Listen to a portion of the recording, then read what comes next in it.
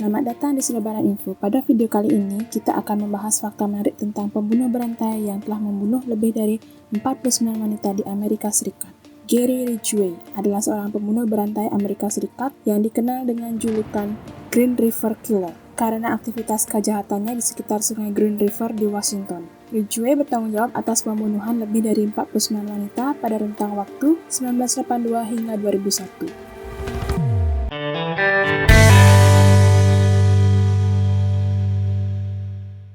Gary Leon Ridgway lahir pada tanggal 18 Februari 1949 di Salt Lake City, Utah, Amerika Serikat. Ia adalah anak kedua dari 3 bersaudara. Gary tumbuh di lingkungan yang agak bergejolak, di mana ayahnya sering bertengkar dengan ibunya. Selama masa kecilnya, Gary mengalami kesulitan dalam berhubungan sosial dan seringkali dikucilkan oleh teman-temannya.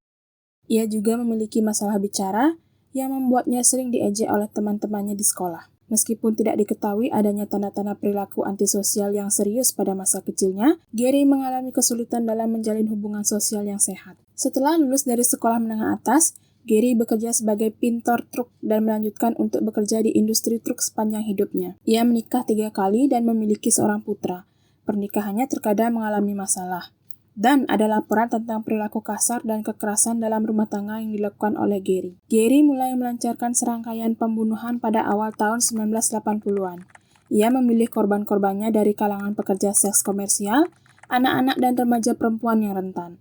Gary sering memperkosa dan membunuh korban-korbannya, kemudian membuang jenazah mereka di lokasi yang tersembunyi di sekitar sungai Green River di Washington. Ia akan memancing korban-korban ini dengan menawarkan uang atau dengan menggunakan kekerasan. Setelah melancarkan serangan, Gary akan memperkosa dan membunuh korban-korban tersebut. Setelah membunuh korban-korbannya, Gary membuang jenazah-jenazah mereka di sekitar sungai Green River di Washington. Ia akan mencari tempat tersembunyi seperti hutan atau area terpencil untuk membuang jenazah agar sulit ditemukan. Gary menggunakan berbagai metode untuk menyembunyikan jejak-jejaknya dan menghindari penangkapan. Ia mencuci kendaraannya dan menghapus bukti-bukti yang dapat mengarahkan pada dirinya.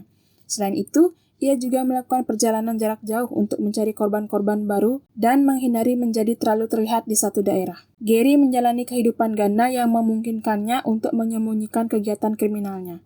Ia terlihat sebagai pria yang biasa-biasa saja, bekerja sebagai pintor truk, dan memiliki kehidupan keluarga. Hal ini membingungkan penyelidikan dan membuatnya sulit terdeteksi sebagai seorang pembunuh berantai. Pada akhirnya, Gary melakukan pembunuhan terhadap lebih dari 49 wanita. Namun, polisi setempat percaya bahwa ada lebih dari 49 korban yang telah dieksekusi oleh Gary. Gary ditangkap pada tanggal 30 November 2001 setelah berbagai upaya penyelidikan yang intensif dan pengumpulan bukti yang cukup. Penangkapan Gary berawal dari pengembangan teknik DNA yang lebih canggih dan kemajuan dalam analisis forensik. Polisi mendapatkan sampel DNA Gary yang sesuai dengan bukti yang ditemukan di beberapa tempat kejahatan. Pada Juni 2001, polisi mengambil sampel DNA dari Gary tanpa sepengetahuannya saat ia datang ke kantor untuk memberikan wawancara terkait kasus tersebut. Hasil tes DNA menunjukkan kecocokan dengan bukti-bukti yang ditemukan di tempat-tempat kejahatan yang terkait dengan pembunuhan Green River.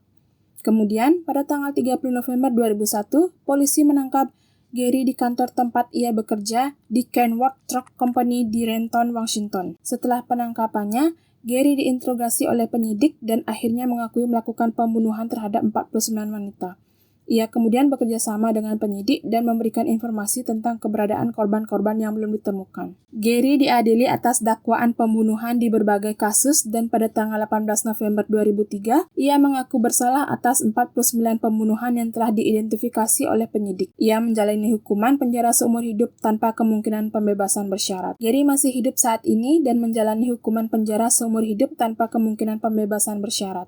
Setelah pengakuan dan pengadilan pada tahun 2003, ia dipenjara di penjara negara bagian Washington. Sejak penangkapannya, Gary telah tinggal di penjara dan terus mendekam di sana. Sebagai tahanan, ia diawasi dengan ketat dan tidak memiliki akses ke masyarakat umum. Gary telah memberikan beberapa informasi kepada penyidik tentang lokasi jenazah korban-korbannya yang belum ditemukan, dengan harapan membantu keluarga korban untuk menutupi jasad-jasad mereka dengan layak. Gary juga telah menjalani pemeriksaan psikiatris selama masa penahanannya untuk memahami dan mempelajari faktor-faktor yang mempengaruhi perilakunya sebagai pembunuh berantai.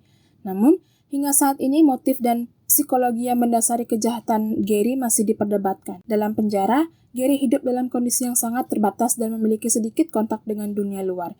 Ia berada di sebuah sel dengan pengawasan ketat dan tidak memiliki kebebasan seperti tahanan pada umumnya. Ia telah menghabiskan sisa hidupnya dalam penjara tanpa kemungkinan pembebasan bersyarat. Perjalanan hidup Gary dan kejahatan yang dilakukannya telah menimbulkan dampak yang mendalam bagi keluarga korban dan masyarakat umum. Kasusnya tetap menjadi salah satu kasus pembunuhan berantai yang paling terkenal dan mengerikan dalam sejarah Amerika Serikat. Jangan lupa untuk subscribe channel Selebaran Info untuk mendapatkan informasi menarik lainnya. Terima kasih sudah menonton dan jangan lupa untuk meninggalkan komentar dan like jika Anda menikmati video ini. Sampai jumpa di video berikutnya.